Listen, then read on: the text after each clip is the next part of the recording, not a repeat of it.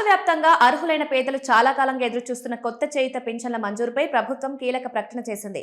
ఇతరులపై ఆధారపడి జీవిస్తున్న దివ్యాంగులు, వృద్ధులు, ఒంటరి మహిళలు, వితంతువులు ఈ కొత్త పింఛన్ల కోసం ప్రజాపాలన కార్యక్రమాల్లో పెద్ద ఎత్తున దరఖాస్తు చేసుకుని కార్యాలయాల చుట్టూ తిరుగుతున్నారు. గత ప్రభుత్వం 2022 ఆగస్టులో చివరిసారిగా కొత్త పింఛన్లు మంజూరు చేయగా ఆ తర్వాత భర్త మరణిస్తే భార్యకు బదలాయింపు చేయటం మినహా కొత్తవేవీ ఇవ్వలేదు. ఈ నేపథ్యంలో తాజాగా కొత్త పెన్షన్ల పంపిణీపై పంచాయతీరాజ్ గ్రామీణాభివృద్ధి శాఖ మంత్రి సీతక్క స్పష్టతనిచ్చారు.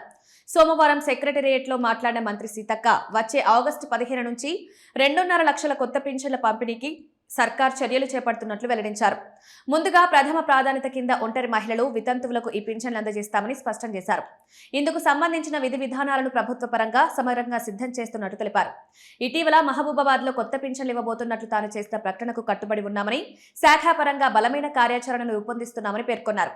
మరోవైపు ఈ నెల 29న ముఖ్యమంత్రి రేవంత్ రెడ్డి అధ్యక్షతన పంచాయతీరాజ్ గ్రామీణాభివృద్ధి శాఖకు సంబంధించి కార్యకలాపాలు, అమలు అవుతున్న అభివృద్ధి కార్యక్రమాలు, వివిధ పథకాల పురోగతిపై ఉన్నత స్థాయి సమీక్ష జరగనుంది.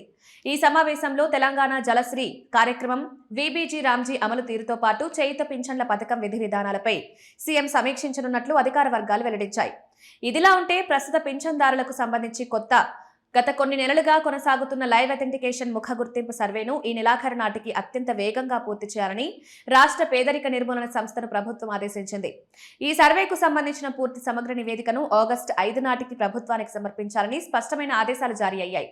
ప్రస్తుత పింఛన్ పొందుతున్న వారిలో అనర్హులు, మరణించిన వారు, నిబంధనలకు విరుద్ధంగా లబ్ధి పొందుతున్న వారిని ఏరివేసేందుకు గత 3 నెలలుగా క్షేత్రస్థాయిలో ముమ్మర సర్వే సాగుతోంది. ఇప్పటి వరకు సర్ప్ నిర్వహించిన ఈ సర్వేలో ప్రాథమికంగా 1,21,229 మందిని అనర్హులుగా గుర్తించారు. రాబోయే రోజుల్లో వీరి వివరాలను క్షుణ్ణంగా పరిశీలించి జాబితా నుంచి తొలగించనున్నారు. రాష్ట్ర వ్యాప్తంగా 10 లక్షలకు పైగా అర్హులు కొత్త పింఛన్ల కోసం దరఖాస్తు చేసుకున్న నేపథ్యంలో తొలి విడతగా ఇస్తున్న 2.5 లక్షల పింఛన్ల ప్రక్రియపై సర్వత్రా ఆసక్తి నెలకొంది.